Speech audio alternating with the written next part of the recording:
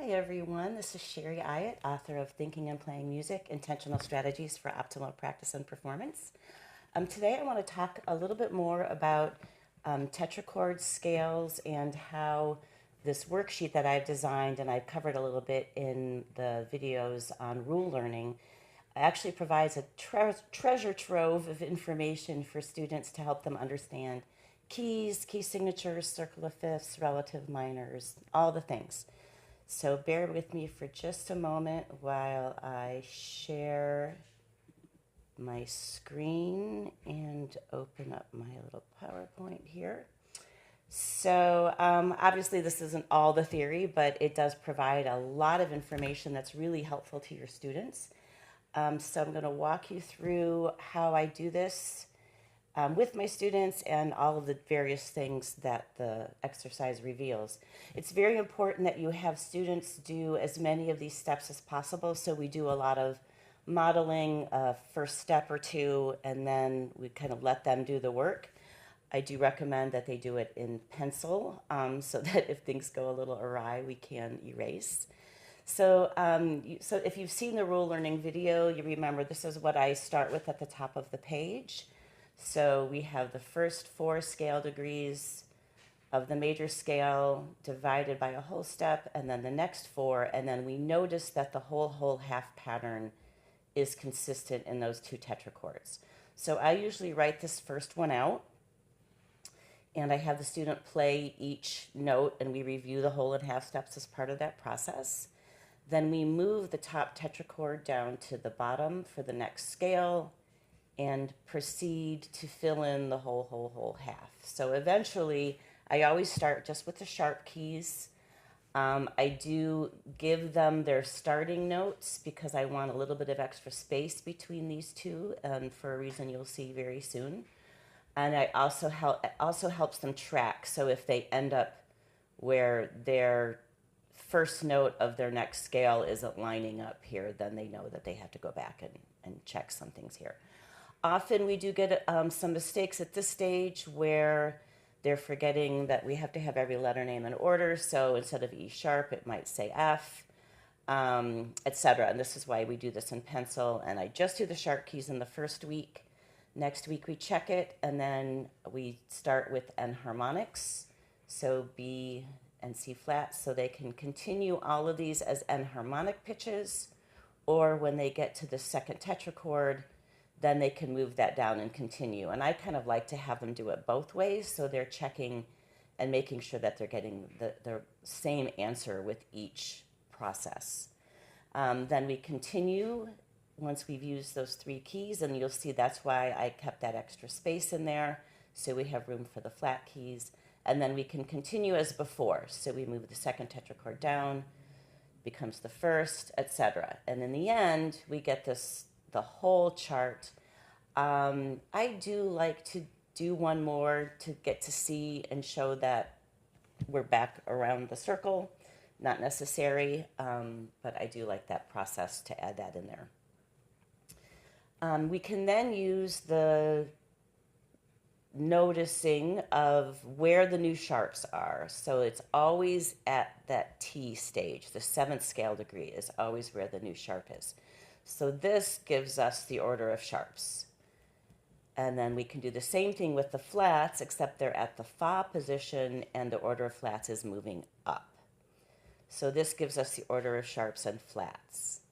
We then notice that our scales are all a fifth apart because from do to so is a perfect fifth. So obviously if we're moving those down, that's going to be the perfect fifth. The sharps are also perfect fifths apart, as are the flats.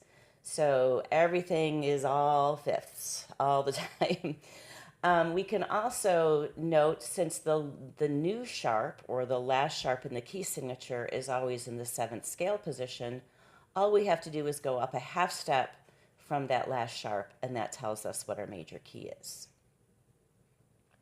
It's also very important when students are reciting the sharps in their key signature that you reinforce them, naming them in key signature order.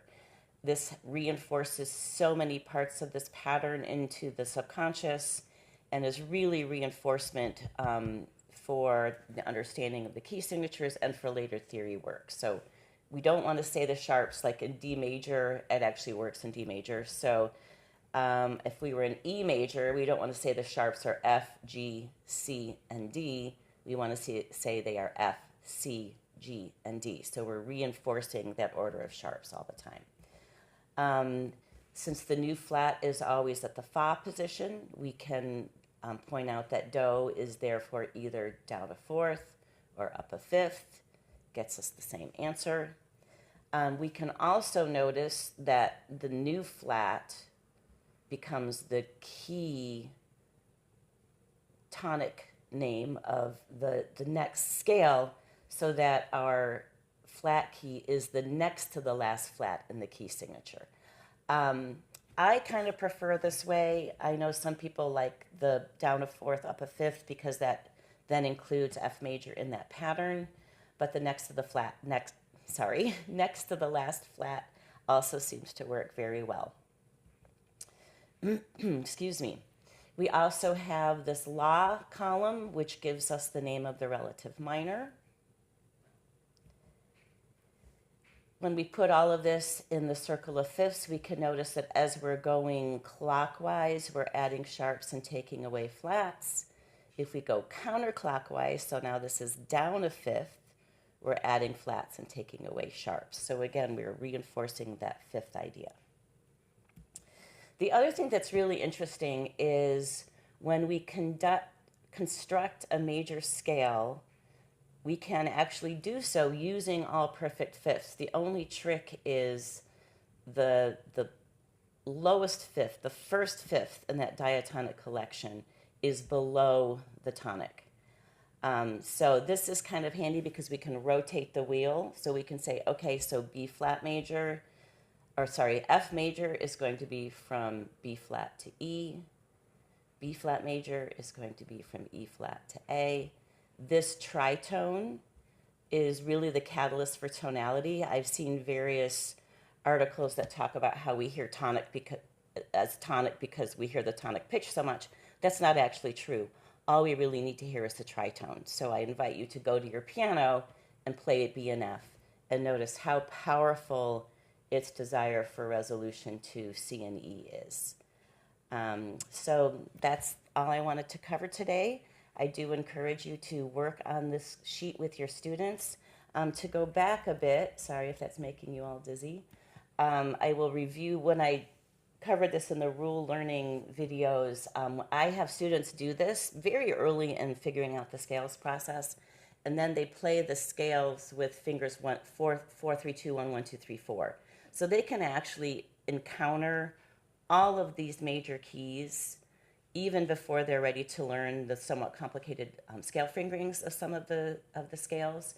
So if they're working on a piece that is, say, an A flat major, and you don't feel like they're ready to handle the A flat major scale fingering yet, they can play it with their hands divided. So they have that opportunity to explore and understand the key, which will help them understand the key that they're playing their piece in. I hope that this is helpful to you, and thank you for watching.